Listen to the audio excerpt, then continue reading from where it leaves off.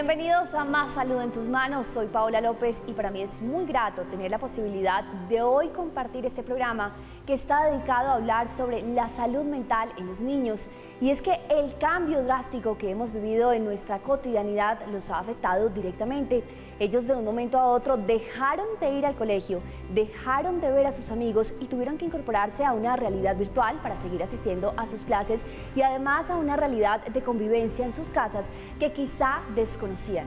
Esto, por supuesto, ha afectado su salud mental y hoy queremos hacer ese llamado de atención que justamente se ha publicado con un estudio que se llama Emergencia Sanitaria y su impacto en nuestros niños del Instituto Colombiano de Neurociencia, que además ha evidenciado que el 88% de los niños colombianos tienen alguna afectación en su salud mental y por supuesto en su comportamiento por estos días. Y pese a que los vemos muy tranquilos, estudiando en sus casas, compartiendo con la tecnología y por supuesto con sus amigos, esa realidad ha sido muy difícil de comprender para ellos. Pues nosotros hoy vamos a hablar de eso, así que les damos la bienvenida, por supuesto, con la invitación para que también participen a través de las redes sociales. En nuestra cuenta @redmastv ustedes encuentran una publicación de Más Salud en tus Manos. Los invitamos a participar.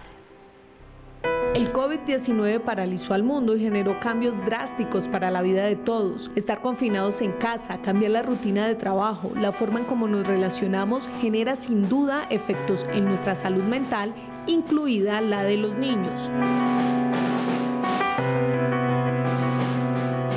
A través del estudio Emergencia Sanitaria y su impacto sobre nuestros niños, el Instituto Colombiano de Neurociencias recogió la información de 671 hogares colombianos en los que viven cerca de 1.044 niños menores de edad. Los resultados de este informe indican que el 88% de los niños, niñas y adolescentes del país presentan cambios de comportamiento y un deterioro de su salud mental a causa del confinamiento. Asimismo, se pudo determinar que el 42% de los niños tienen signos relacionados con alteraciones en las habilidades académicas. Trastorno por estrés, depresión y ansiedad son algunos de los riesgos a los que se enfrentan los niños a causa del confinamiento. Revisaremos entonces la información que nos deja este estudio justamente para compartir con ustedes recomendaciones sobre lo que se debe hacer para el manejo de la salud mental de los niños. Por eso, como siempre, con grandes expertos en este programa, hoy nos acompaña Jorge Eslava. Él es el doctor director del Instituto Colombiano de Neurociencias, médico especialista en neurología para niños y además se desempeñó como presidente de la Sociedad Latinoamericana de Neuropsicología, docente universitario también por más de 30 años. Doctor, bienvenido y muchas gracias por su tiempo. Doña Paola, muy buenas tardes a usted, a su audiencia, muchas gracias por la invitación. Doctor, pues este tema sin duda ha suscitado muchísimo interés, sobre todo preocupación por parte de los padres de familia, quienes han visto cómo sus hijos han cambiado, cómo sus hijos han tenido dinámicas distintas, por supuesto por el tema del COVID, ahora con el tema del encierro. Pero lleguemos a la gran revelación que ha dado este estudio. Pues sí, el panorama del COVID, el panorama de la pandemia es un panorama muy cambiante. Una cosa es marzo, otra cosa es junio, otra cosa es hoy, otra cosa será mañana. Y este estudio se enmarca en uno de los contextos de las consecuencias de la pandemia y con énfasis en un momento histórico. ¿Cuáles son las consecuencias para los niños? Pues muchas, pero las tres mayores que han tenido que padecer se refieren en primer lugar a su salud mental, en segundo lugar al desarrollo cognitivo y las oportunidades sociales o las desventajas sociales a que están expuestos muchos de ellos. Y un tercer punto es el que se refiere a los derechos humanos, a los derechos de la infancia. El estudio que usted menciona, que lo hicimos en junio, y reveló en ese momento en donde los niños estaban absolutamente confinados, sin ninguna posibilidad de salir, que la mayoría de los niños, un 88%, tenía en efecto evidencia de compromiso de su salud mental. Y esto es importante enfatizarlo porque anduvo galopando por ahí y todavía se escucha de vez en cuando el imaginario de que a los niños no les pasa nada, se aburren un poquito, lloriquean un poquito, pero en el fondo no les pasa mayor cosa. Pues déjenme decirles que sí les pasa y les pasa mucho. Los niños evidentemente han sufrido terriblemente en la pandemia, eso en lo que se refiere a su salud mental, que es el punto específico de su pregunta. Pero hay que también considerar los otros que le mencioné, del desarrollo cognitivo y sus derechos humanos, amén de otros elementos, tales como el sedentarismo, por supuesto, y sus consecuencias tipo obesidad y la desventaja social a la que están expuestos en términos crecientes una cantidad enorme de niños en Colombia y en América Latina. Doctor, entonces, si le entiendo bien, la foto, digamos, de este estudio de la situación de los niños se toma en junio, pero ¿cuáles son las referencias anteriores que se tienen de una afectación de salud mental para saber justamente qué tan grave puede ser a futuro este momento que han vivido los niños? Sí, es que ese es uno de los elementos centrales que hay que destacar, y es que desafortunadamente los adultos tenemos poca habilidad para visibilizar la magnitud de sufrimiento de los niños. Cuando un adulto, y le estoy hablando de lo fino de la pandemia, cuando estábamos todos encerrados sin poder asomar ni la punta de las narices a la calle, en esa época, entre cuatro paredes, cuando un adulto hablaba con otro adulto, era capaz de transmitirle al otro la magnitud de su angustia, de su desazón, de la incomodidad en que se sentía por el encierro. Y lo entendíamos. Cuando los ancianos, encabezados por Rudolf Gómez, ganaron la tutela, fueron capaces de transmitirnos toda la tragedia de un anciano confinado entre cuatro paredes. Bueno, el problema es que los niños, para comunicarnos su angustia, solo tienen las herramientas de los niños. ¿Y cuáles son las herramientas de los niños? Pues el lloriqueo, la pataleta, el despertar por la noche con pesadillas, el orinarse en la cama, el rehusarse a hacer los trabajos del colegio, las alteraciones en la alimentación. Y eso a nosotros nos parece como banal, porque es que así son los niños. Porque, repito, el problema es que los niños solo tienen esas herramientas en su mano. Pero cuando uno calibra el impacto de eso sobre el aspecto emocional del niño en ese momento y como consecuencias de futuro, pues el panorama es realmente desolador. Los niños han sufrido y han sufrido de manera terrible, razón por la cual el regreso a las aulas es absolutamente vital a la mayor premura posible. Eso en el aspecto específico de salud mental. En este momento en que vamos en descenso de la pandemia en algunas partes de Colombia, acuérdense que hay otras partes en donde no. El eje cafetero todavía tiene una fase muy dura, muy dolorosa de confinamiento y de pandemia. Entonces, en momentos en que ya para algunas regiones vamos en descenso, pues el confinamiento se ha aflojado un poquito, pero eso no quiere decir que los otros elementos no estén ahí de una manera muy intensa. Y ese de la angustia y del confinamiento todavía es una realidad para muchos niños que aún siguen en, comillas, casa por cárcel por la angustia de sus padres y por la angustia de muchas autoridades que los mantienen confinados, presos todavía de las películas, de la foto que teníamos en mayo y junio del presente año. Pues doctor, hace segundos usted estaba mencionando algunos de los síntomas justamente que han presentado los niños con las herramientas de niños para, digamos, dar este grito de alerta. De eso vamos a hablar después de esta pausa, por supuesto con la invitación para que ingresen al Instagram @redmastv. Ahí publicamos la siguiente pregunta. ¿Sabía que el 30% de los niños ha presentado síntomas de depresión y estrés durante la cuarentena? Estos síntomas los ha presentado su hijo en cuarentena. Al regreso les hablamos de los síntomas y cómo manejarlos.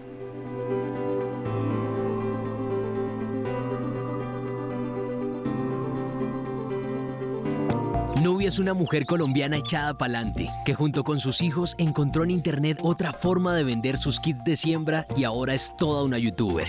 Juntos podemos hacer que miles de hogares tengan más oportunidades de educarse y capacitarse, donando internet desde 20.000 pesos. Tú donas internet para un hogar y Claro por Colombia hará la misma donación para conectar otro. Dona en colombiaconectada.com. Juntos podemos cambiar el futuro de muchos hogares colombianos.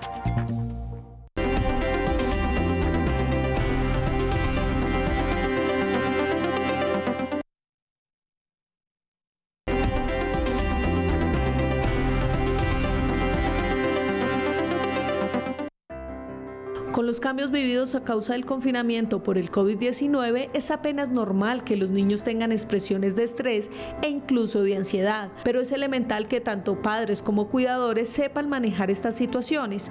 Aquí les contamos cómo. El problema no es el estrés de los niños, porque esa es una respuesta apenas razonable para la situación que tenemos con la pandemia, sino la respuesta del adulto frente a ese estrés para retornarlo a la calma. Entre más pequeño sea el niño, permitámosle más cercanía física a nosotros. Lo primero que hace un niño cuando ve amenazas es correr hacia su cuidador. Así que si el niño ha estado mucho más dependiente de ustedes, permítanle esa cercanía. Validemos lo que los niños y los adolescentes sienten. ¿Qué es validar? Sencillo. Respetemos lo que nos dicen que sienten, perciben o piensan. No tratemos de convencerlos de lo contrario. Yo debo apagar el miedo para encender la conexión, para encender la seguridad. ¿Y cómo lo hago? Fácil. A través de el juego y la interacción lúdica. A través de una charla divertida con un adolescente. Ahí teníamos a Ivonne Andrea Grau, ella es magíster en Psicología Clínica y docente de la Universidad Conrad Lorenz. Nos estaba hablando justamente de lo que están viviendo los niños y nosotros hoy en Más Salud pues nos hemos concentrado en los resultados que ha dado el estudio de emergencia sanitaria y su impacto en nuestros niños del Instituto Colombiano de Neurociencia. Por eso seguimos en compañía del doctor Jorge Eslava, director del Instituto Colombiano de Neurociencias, y con él justamente queremos hablar de esos síntomas. Ya hablábamos en el bloque anterior de que los niños pues se han visto afectados en 3 niveles: el afectivo emocional, el desarrollo y el aprendizaje y el derecho de los niños. Pero entonces nosotros queremos hablar un poco más de los síntomas que están presentando ellos, porque lamentablemente en esta situación casi que llegan a ser la última de las preocupaciones de los padres de familia, porque ellos están pensando en las clases virtuales, en el teletrabajo, en los recibos que subieron, en el mercado que también se está acabando más rápido, en el problema que tienen con su pareja, en los otros familiares que probablemente se hayan contagiado, están enfermos. Entonces empezamos a acumular una serie de preocupaciones donde que el niño se esté orinando nuevamente en la cama, bueno, eso no va a importar tanto. Sí importa y hay que prestar atención a toda esa situación. Pues doña Paola, usted puso el dedo en la llaga y lo señaló de una manera absolutamente contundente. Una de las conclusiones dolorosas que vamos a sacar de esta pandemia es que Colombia, a diferencia de muchas otras naciones, tal vez de la mayoría de las otras naciones, ha considerado a los niños material como de segunda importancia. Usted lo dijo bien, frente a las otras preocupaciones, no solo los padres, sino la sociedad toda, ha venido demostrando que los derechos de los niños no solamente no prevalecen, como lo señala la Constitución, sino que realmente se pueden dejar de lado. Y esto es bien doloroso, porque cuando uno mira lo que ha pasado con el resto de las sociedades en el mundo, la mayoría de ellos han colocado a los niños en primera línea de sus preocupaciones y sus primeras acciones han sido con respecto a los niños. Todavía recordamos las primeras palabras de la primera ministra de Noruega, recién empezada la pandemia, cuya primera alocución se dirigió a los niños. Bueno, en nuestro país eso no solamente no ha ocurrido, sino que además, tal como usted lo señala, los derechos de los niños y lo que a ellos les pase lo hemos relegado al cuarto de San Alejo, y ya veremos si nos podemos ocupar de eso cuando salgamos de los problemas económicos y de toda índole que nos ha dejado la pandemia.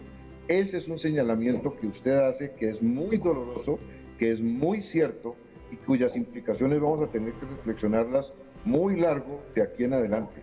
Estamos desnudando el hecho de que en Colombia la infancia está muy lejos de ser la prioridad. Y eso es bien doloroso. Entonces, en el terreno de los derechos y de los terrenos de los niños como tal, ese señalamiento es muy preocupante y es muy cierto. Eso es lo que estamos viendo a todo nivel. Usted lo señaló con los padres de familia, cierto, pero igual vale con otras instancias, como por ejemplo de las autoridades, que consideran que otras cosas son de absoluta prioridad, pero los niños dejémoslos guardaditos y ya después veremos qué hacemos con ellos. Eso es dolor. Doctor, pero además quisiera de pronto, para ponernos en el contexto de la preocupación, cuando ya se hablan de enfermedades, cuando ya se le pone título a esos síntomas, de pronto el llamado de alerta es aún más contundente. Hablemos entonces de esas enfermedades en el plano de la salud mental, ya sea a corto, a mediano o a largo plazo para los niños. Por supuesto, las palabras tales como depresión, tales como ansiedad, tales como nihilismo, que están, por supuesto, en los textos médicos, están a la orden del día.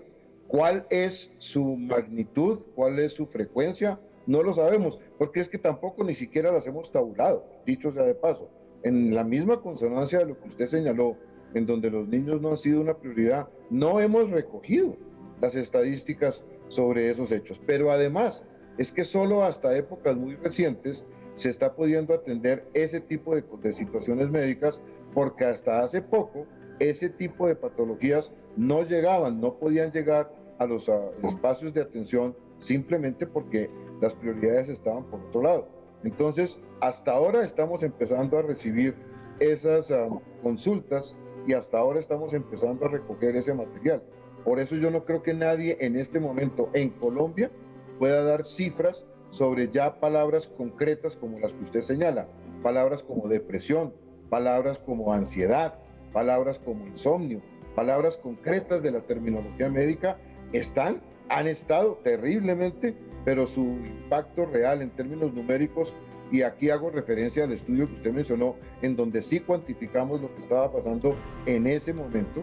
En este momento tener estadísticas sobre ellas, no las tenemos, pero que están ocurriendo y en una magnitud enorme. Y eso empata con el segundo de los elementos que le mencioné, que ha sido el impacto sobre los niños, que son los impactos sobre aprendizaje. Lo que sí tenemos de experiencias anteriores es lo que ha pasado cuando los niños dejan de estar escolarizados. Y hay estudios, desde uno muy viejo que se hizo después de la Segunda Guerra Mundial, en donde se evaluó qué pasó en términos de futuro a largo plazo con los niños que pudieron estar escolarizados durante la guerra y los que salieron de la escolaridad durante la guerra, y se vio eso, qué impacto tenía sobre desempeño laboral, sobre ingreso, sobre riqueza, etcétera, etcétera. Y los resultados en ese contexto mostraron que los niños que tuvieron que estar desescolarizados tuvieron una merma enorme en sus posibilidades de futuro. Bueno, en Colombia ya ha habido, bueno, en este momento mejor, en el contexto del COVID, ya ha habido señalamientos del Banco Mundial sobre que un año el señalamiento del Banco Mundial es sobre que 6 meses de abandono de escuela implica un retroceso de más de un año en habilidades cognitivas y de aprendizaje. Y la realidad que muchos han señalado, les refiero a la columna del doctor Pacho Cajiao, autoridad en educación de esta semana en El Tiempo, el impacto que están teniendo las educaciones a distancia, en muchos casos que para efectos prácticos están significando que muchos niños se han quedado sin ninguna escolaridad durante este año, a pesar de los enormes esfuerzos de sus maestros, muy loables por lo demás. Entonces, esas patologías, que también son patologías, trastornos del aprendizaje, trastornos del desarrollo, trastornos cognitivos, todos estos vamos a ponerle cifras dentro de un tiempo y vamos a darnos cuenta de la magnitud de la tragedia. Un epidemiólogo brasilero hace un mes y medio, en una reunión convocada por la Presidencia de la República, por la sección de primera infancia, por la Dirección de Primera Infancia, señaló una frase contundente. La frase que mencionó es: alguna vez dimensionaremos con horror la magnitud de la tragedia a la que estuvimos dispuestos a enfrentar a nuestros niños para proteger nuestra seguridad. Esa fue su frase. dolorosa. Mencionaremos con horror entonces lo que suscitará para el futuro y también lo que está sucediendo a corto plazo con nuestros niños con esta tremenda tragedia. Rápidamente, doctor, quiero compartir que nosotros hicimos una breve encuesta a través de nuestras redes sociales preguntando a la gente, a ustedes, nuestros televidentes, si sus hijos habían sentido alguno de los síntomas de depresión, de estrés durante la cuarentena. Pues respondieron que sí, el 58%, y que no, el 42%. Al regreso, creo que el interés que todos tenemos es saber qué hay que hacer, cómo mejorar esta situación desde casa, con los padres. Para ustedes va la respuesta después de la pausa.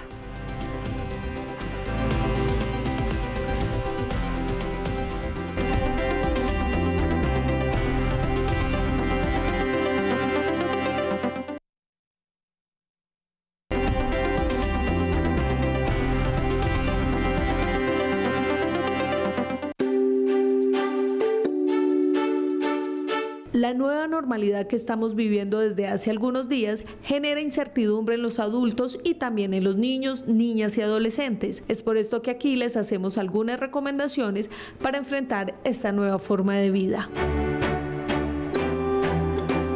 Transmitirle la percepción al niño de que esta situación es dinámica, de que hay un tiempo particular en que inició y también va a haber un tiempo particular en que lo vamos a poder controlar.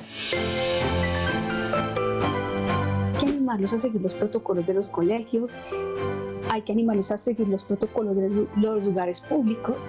Cuando deban salir, que se convierta rápidamente en una rutina, en un ritual para ellos, el tema de la protección y el nuevo distanciamiento que tenemos a nivel de los saludos y demás. Preguntas no alarmistas, sino preguntas de monitoreo y de confianza en el niño y de reformular y decirle, bueno, recuerda que el tapabocas lo debes guardar en la bolsita, ¿no? No lo dejes sobre la mesa, tal. Pero miren que estamos haciendo un diálogo no alarmista. Y por último, tenga en cuenta lo siguiente. Queremos cultivar niños sanos, independientemente del trauma que se esté presentando en este momento, porque las adversidades bien acompañadas tienen la virtud de empoderar a nuestros niños y a nuestros adolescentes para hacerlos más resilientes.